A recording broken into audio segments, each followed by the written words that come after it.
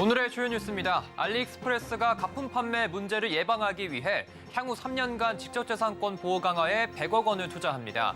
또 구매 상품이 가품으로 의심되면 90일 이내 증빙 서류 없이 100% 환불 조치할 예정입니다. 신동빈 롯데 회장의 장남 신유열 롯데케미칼 상무가 전무로 승진해 한국 롯데경영 전면에 나섭니다. 롯데그룹은 오늘 정기 임원 인사를 확정한 가운데 롯데헬스케어 대표 이사로 우웅조 상무가 선임되면서 롯데 40대 대표이사는 셋으로 늘어났습니다. 삼성물산이 탄소 배출량을 기존 대비 70% 낮춘 보도블록을 개발했습니다. 시멘트를 사용하지 않은 이 보도블록은 내년부터 레미안 아파트 단지에 적용될 예정입니다. 현대자동차의 준준형 스포츠 유틸리티 차량 투싼이 3년 만에 상품성을 강화해 더 뉴 투싼으로 돌아왔습니다. 강인한 인상에 역동적인 주행 성능이 눈길을 끌고 있습니다.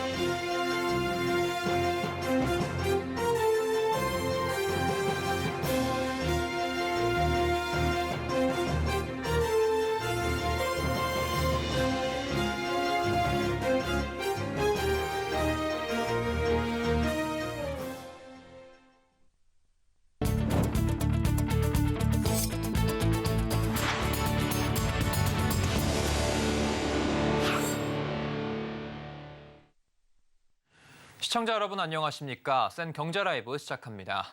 알리익스프레스가 향후 3년간 직접재산권 보호 강화에 100억 원을 투자하겠다고 밝혔습니다. 지난 10월 국정감사에서 짝퉁 유통 문제로 호된 질타를 받은 데 따른 조치인데요. 구매 상품이 짝퉁으로 의심될 경우 100% 환불 조치해주는 소비자 보호책도 제시했습니다. 이재영 기자입니다. 중국 알리바바 그룹 알리익스프레스가 지속적으로 지적받아온 가품 문제에 대한 대응책을 내놨습니다. 알리익스프레스는 오늘 서울 롯데호텔에서 기자간담회를 열고 지적재산권 및 소비자 보호 강화 계획을 발표했습니다. 향후 3년간 100억 원을 투자해 가품에 대한 AI 기반 검증 시스템 도입, 품질 보증, 법률 시스템을 강화한다는 게 큰 골자입니다. We commit to invest 10 billion Korean wons within 3 years to protect IPR in Korean market. 지적재산권을 강화하기 위한 방안으로는 프로젝트 클린 프로그램을 선보인다는 방침입니다. AI 알고리즘을 통해 상품명과 이미지 등을 식별해 가품을 판별하고 가품이 의심될 경우 증빙 서류 제출 없이 100% 환불을 보장해준다는 내용이 담겼습니다.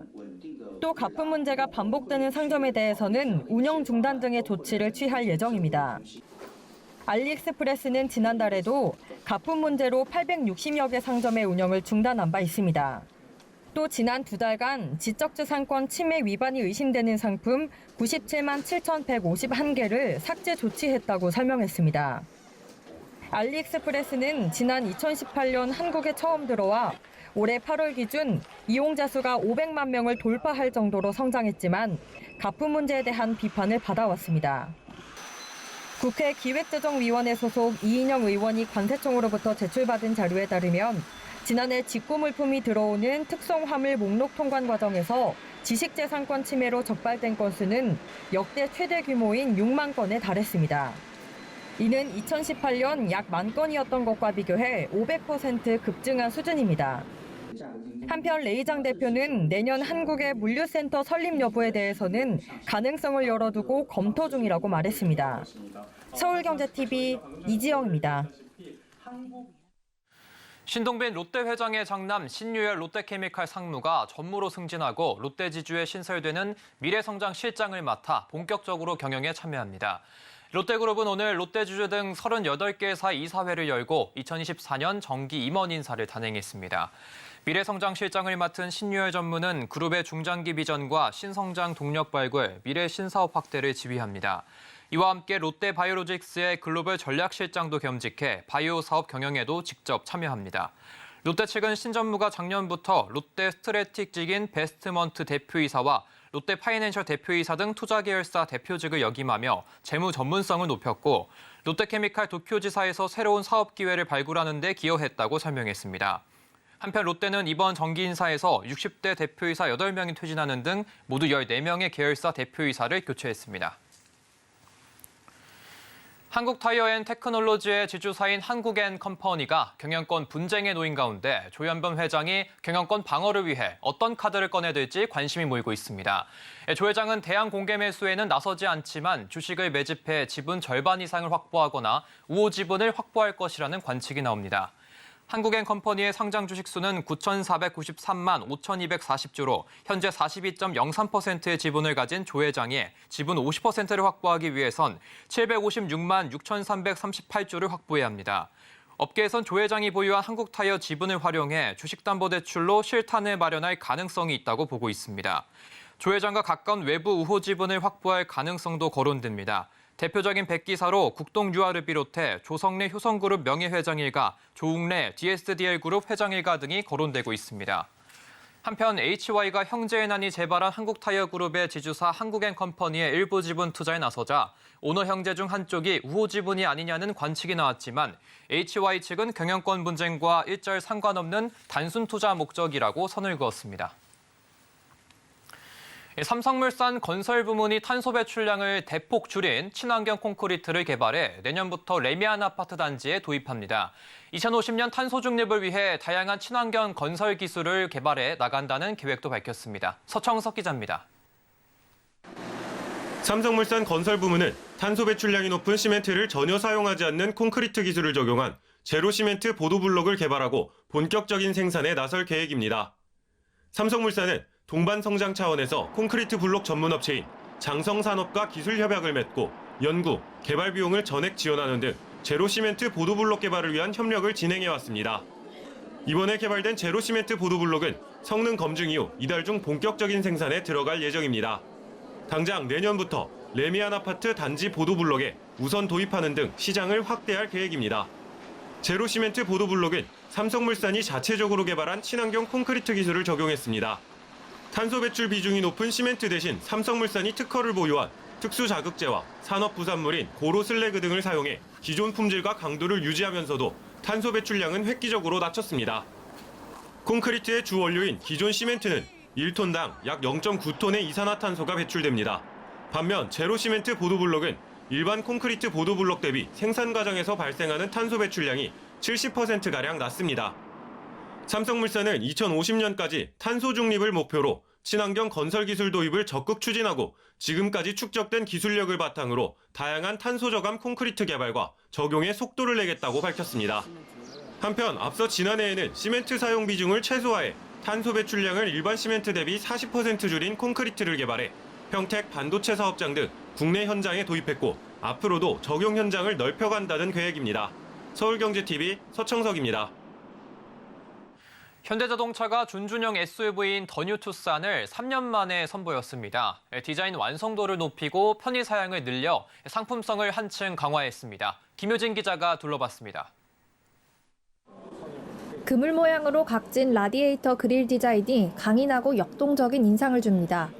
운전대에 새로 적용된 현대적인 디자인의 엠블럼도 눈에 띕니다. 현대차가 3년 만에 새 단장에 내놓은 더뉴 투싼입니다.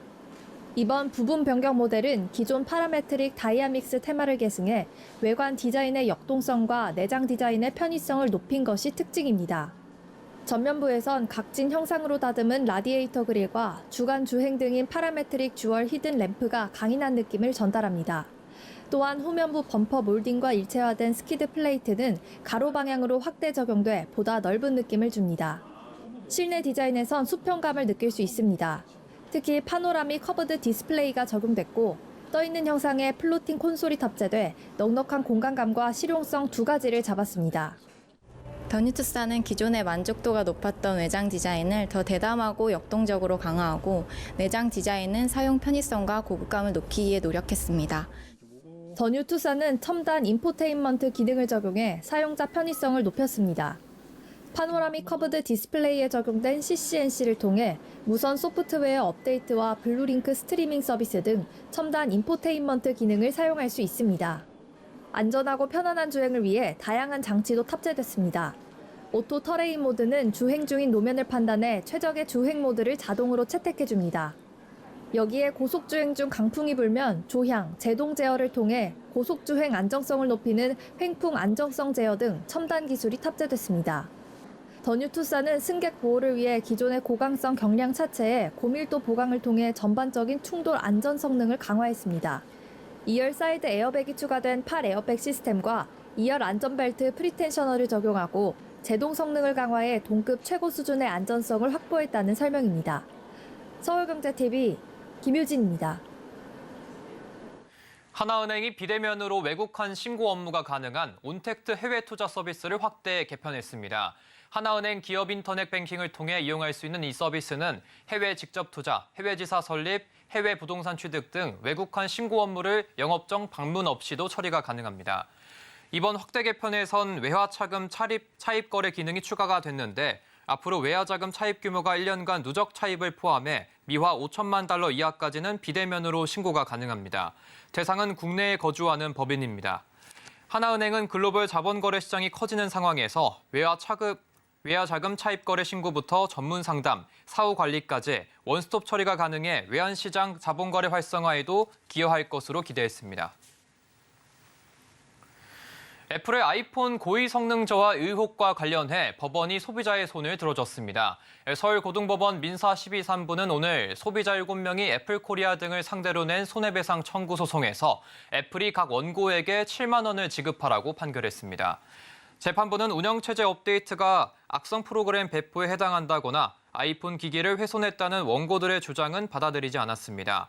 재판부는 비록 업데이트가 기기 전원 꺼짐을 방지하려는 목적이었다고 해도 중앙 처리 장치 등의 성능을 제한했다며 애플은 구매자가 업데이트 설치 여부를 선택할 수 있게 충분히 설명할 고지 의무가 있었는데 이를 위반했다고 판단했습니다. 그러면서 소비자들은 선택권 침해로 인한 정신적 손해를 봤다며 애플의 배상 책임이 있다고 설명했습니다.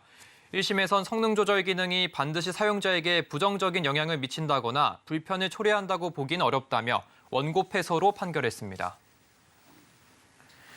최근 기업뿐 아니라 공공기관에서도 생성형 인공지능 도입이 활발한 모습입니다. 데이터 관리, 직원 채용 등 다양한 곳에서 활용이 되고 있는데요. 소상공인시장진흥공단도 생성형 AI를 도입해 계약 업무 효율성을 높이고 있습니다. 윤혜림 기자입니다. 생성형 AI 챗봇의 기술평가 진행 절차에 대한 질문을 하자 답변과 함께 참고할 만한 자료를 제시합니다. 소진공이 최근 계약 업무에 생성형 AI 챗봇인 김계약 주임을 도입했습니다. 소진공의 내부 계약 업무 규정과 매뉴얼을 학습한 이 챗봇은 계약 업무와 관련된 질의에 술술 대답을 해줍니다. 특히 계약 업무는 국가계약법과 내부 지침 등 8개 이상의 법령에 대한 숙지가 필요해 해석과 업무 절차에 대한 내부 문의가 많은 상황. 그러나 소진공의 계약 업무 전담 인력은 2명에 불과해 즉각적인 대응이 어려워 챗봇 도입을 통해 문제를 해결한 겁니다. 지난 10월 도입 이후 현재까지 김계약 주임은 계약 업무를 수행하는 공단 직원 약 150여 명이 질의한 2,187건에 대해 응답했습니다. 특히 이용 경험이 있는 직원 대상 설문조사에서 70% 이상이 김계약 주임에 만족한다고 답했습니다. 앞서 소진공은 지난 4월부터 사내 스터디 그룹을 운영하고 국내외 기술 적용 사례와 보안 유의사항 학습, 업무 효율화 과제 공모전 등 생성형 AI 도입을 준비해 왔습니다. 챗봇에는 네이버의 하이퍼클로바 X가 활용됐습니다. 지난 9월 한국지능정보사회진흥원의 초거대 AI 활용 지원 사업에 선정돼 하이퍼클로바 X를 이용할 수 있게 된 겁니다. 계약 업무가 사실 지침과 규정의 변화가 많은데 김계약 주임이 도입되면서 시간, 장소와 상관없이 질의응답이 가능해졌기 때문에 앞으로 내부 업무뿐만이 아니라 소상공인 지원 정책에도 다양한 영역에 걸쳐 AI 기술을 도입할 수 있는 방안을 적극 검토할 예정입니다. 실제 소진공은 생성형 AI 기술을 계약 업무에 도입하면서 업무 효율이 향상된 만큼 총무, 인사 등 다른 업무에 확대 적용이 기대됩니다. 서울경제TV 윤혜림입니다.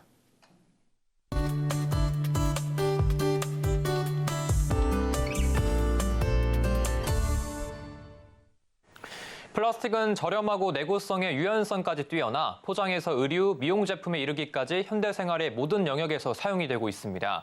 하지만 공기, 물, 땅, 그리고 신체를 오염시켜 수많은 생태계와 종들의 생명을 앗아가기도 하는데요. 특히 세계 보건기구는 수백만 명의 사람들이 플라스틱류의 화학적 오염으로 사망했을 것으로 추정을 하고 있습니다.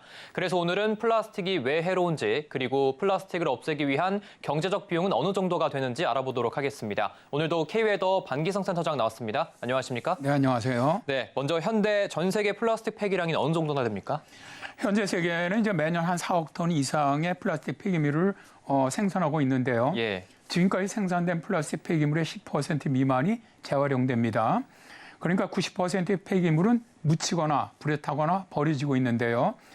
유엔 환경계획 발표에 의하면 90%의 폐기물 중에서 46%는 매립이 되고 22%는 잘못 관리돼 쓰레기가 되고요. 나머지가 불에 타거나 바다로 흘러들어갑니다. 그런데 플라스틱은 생분해되지 않고 500년 이상 남아있기 때문에 이로 인해서 해양동물들이 지식되고 토양이 오염되고요. 또 미세 플라스틱으로 인해서 동물과 사람들의 몸속에서 건강에 나쁜 영향을 주는 등 플라스틱 오염은 생태계라든가 인간의 건강에 아주 매우 큰 위협이 됩니다. 네, 인간이 폐기하는 플라스틱이 많이 해롭다고 하는데 왜 그럴까요? 첫 번째로 플라스틱은 영영 사라지지 않기 때문입니다. 예. 플라스틱은 영원히 없어지지 않도록 만들어진 재료죠. 물병이라든가 봉투, 빨대 등 모든 플라스틱의 약 33%가 일회용으로 사용된 후 버려지고 있는데요. 플라스틱은 생분해되지 않고 그저 더 작고 작은 조각들로 분해될 뿐입니다. 베그리디그랩바이오는 폐기된 플라스틱 재료는 2000년 이상 환경에 남아있을 수 있다고 말하고 있죠. 둘째로 플라스틱은 인체 건강에 영향을 끼치는데요. 플라스틱 관련 화학 물질은 비스페놀 A 및 플라스틱 합성에 사용되는 첨가제 프탈레이트에서 독성 화학 물질이 흘러나오고 있고요. 이것이 거의 모든 사람들의 혈액과 조직에서 발견이 되고 있습니다. 그러니까 여기에 노출되면 암이라든가 선천적 장애, 면역기능 장애, 내분비 교란 및 기타 질병에 걸리게 되죠. 세 번째가 플라스틱이 야생동물을 위협을 하는데요. 야생동물은 플라스틱에 뒤엉키거나 또 실수로 먹이로 착하게 섭취를 하거나 또 새끼에게 먹이로 줄 수도 있습니다. 260종 이상의 무척추 동물이라든가 거북이, 물고기, 바다새 및 포유류가 플라스틱 쓰레기를 섭취하거나 쓰레기에 얽혀 결과적으로 운동장애라든가 먹이 섭취 능력 손상이라든가 감소된 번식 성공률 등이 발생했다라고 보고되기도 했죠. 네 번째로 플라스틱은 우리의 먹이 사슬을 독살시키고 있는데요. 바다에서 가장 작은 생물인 플랑크톤 역시 마이크로 플라스틱을 섭취하면서 유해한 화학 물질을 흡수하고 있고요. 적게 부서진 미세 플라스틱 조각들이 큰 바다 생물의 먹이가 되는 조류를 대체하고 있는 겁니다. 그리고 이런 미세 플라스틱을 먹은 해양 생물을 먹은 사람들의 건강에도 아주 나쁜 영향을 주게 되죠. 네, 말씀 들어보니까 플라스틱이 환경에도 매우 나쁜 영향을 주고 있는 것 같은데요. 일단 이렇게 플라스틱이 환경에 나쁜 영향을 주는 것은 첫 번째로 플라스틱은 지하수를 오염시키고 있기 때문에 그렇습니다. 미국에는 수천 개의 쓰레기 매립지가 있는데요. 각 매립지 밑에 묻어진 플라스틱에서 독성 화학 물질이 배출되면서 지하수로 스며들어요. 그러고 나서 하류로 흘러가면서 호수와 강까지 흘러들어가 환경을 오염을 시킵니다. 두 번째로 플라스틱은 다른 오염물질을 끌어당기는 특성이 있어요. 플라스틱의 단단함이라든가 유연성을 부여하는 내연자라든가 비스페놀, 또 프탈레이트 및 기타 유해 화학물질 등의 화학물질은 수분을 차단하는 독이고 플라스틱 쓰레기와 같은 석유 기반의 물체에 달라붙습니다. 그렇기 때문에 플라스틱에서 배출되는 독소화학 물질이 다른 플라스틱에 흡수될 수 있는데요. 현재 전 세계 해양에 축적되고 있는 플라스틱 쓰레기 양이 증가하고 있기 때문에 이것은 굉장히 심각한 문제가 되는 것이죠. 세 번째로 플라스틱은 환경에 쌓입니다. 미국인들이 1년에 3천만 톤 이상의 플라스틱을 버리는데요. 그중 오직 8%만이 재활용되고 있습니다. 나머지는 매립지에 쌓이거나 타버리거나 쓰레기가 되어버리는 것이죠. 이런 모든 것들은 환경에 쌓여서 아주 매우 나쁜 영향을 주게 되는 겁니다. 네. 인류와 환경에 매우 해로운 이 플라스틱. 이 플라스틱으로 인한 경제적 피해도 상당하다고 하던데요. 일단 지금 플라스틱 이 쓰레기를 갖다가 버리기 위한 경제적 비용이 한 수억 달러 정도 비용이 들 거로 예상을 하고 있는데 예. 일단 플라스틱 오염 때문에 관광이라든가 휴양이라든가 사업, 또 인간의 건강, 동물이나 조리 및 어리 등 모든 것들이 고통을 겪게 되고요. 지속적으로 발생하는 재정적 피해는 헤아릴 수 없을 정도라고 하는데요. 유엔 환경 계획에 따르면 현재 매년 소비재 부분에서 사용되는 플라스틱의 전체 자연 자본은 한 750억 달러 정도이고요.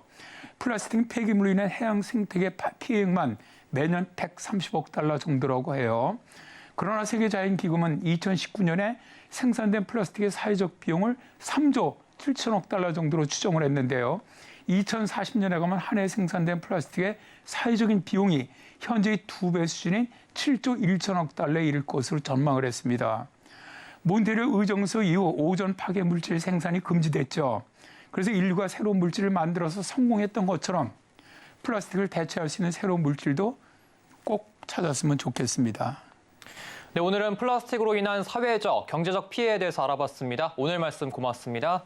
네, 감사합니다.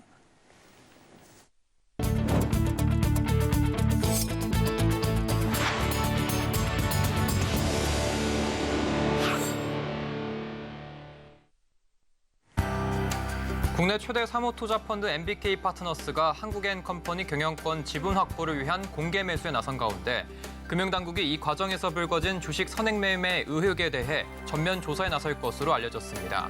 공개 매수 공시 전에 정보를 미리 얻은 일부 세력이 주식 대량 매입에 나선 것 아니냐는 혐의가 의심됐기 때문입니다. 정부가 중국이 수출을 중단한 산업용 요소에 국내 재고가 충분하고 베트남 등 다른 국가에서 수입도 정상적으로 진행되고 있다면서 불필요한 요소수 사재기를 자제해 줄 것을 당부했습니다. 정부는 기업들이 제3국으로 수입 다변화를 할 때 지원금을 지급하는 방안을 검토하고 있다고 밝혔습니다. 통계청 조사에 따르면 지난해 늘어난 87만 개 일자리 가운데 노인 일자리가 44만 개로 절반가량을 차지했습니다. 같은 기간 청년 일자리는 1% 수준인 1만 개 증가하는 데 그쳤습니다. 돌봄 수요 증가로 60세 이상이 많이 분포하는 보건사회복지업에서 일자리 증가세가 뚜렷하다는 설명입니다. 윤석열 대통령은 오늘 방송통신위원장 후보자에 김홍일 권익위원장을 지명했습니다. 이와 함께 교육부 차관에는 오석환 대통령실 교육비서관, 국가보훈부 차관에 이휘환 해군대령이 각각 내정됐습니다.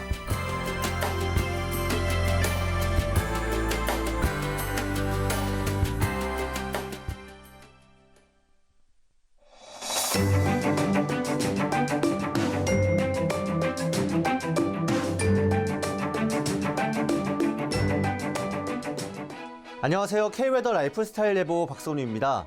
오늘은 전국이 대체로 흐린 가운데 전국 많은 곳에 내리는 비는 밤에 대부분 그치겠습니다. 내일은 전국 하늘에 가끔 구름 많겠습니다.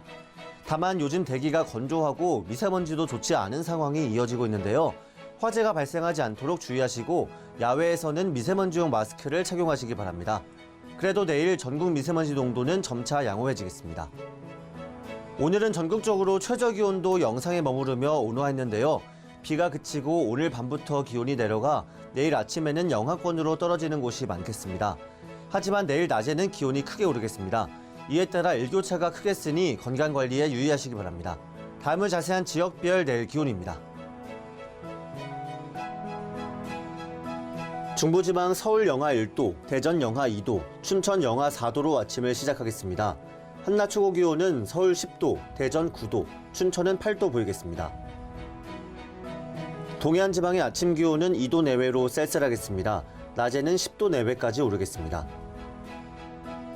남부지방 광주와 대구 3도, 제주는 8도로 아침을 맞이하겠습니다. 낮 기온은 전주 12도, 부산 13도가 예상됩니다. 전해상 구름 많은 가운데 물결이 거세게 일겠습니다. 특히 동해에서는 최대 5m로 매우 높은 파고가 예상되니 항해나 조업하는 선박은 유의하시기 바랍니다. 기압골의 영향으로 강원 영서에는 토요일에 비가 내린 후 개겠습니다. 그리고 일요일에 강원 영동에 비가 내리기 시작해 월요일에는 전국적으로 비가 오겠습니다. 날씨였습니다. 이상으로 센 경제 라이브 마칩니다. 함께해 주신 여러분 고맙습니다.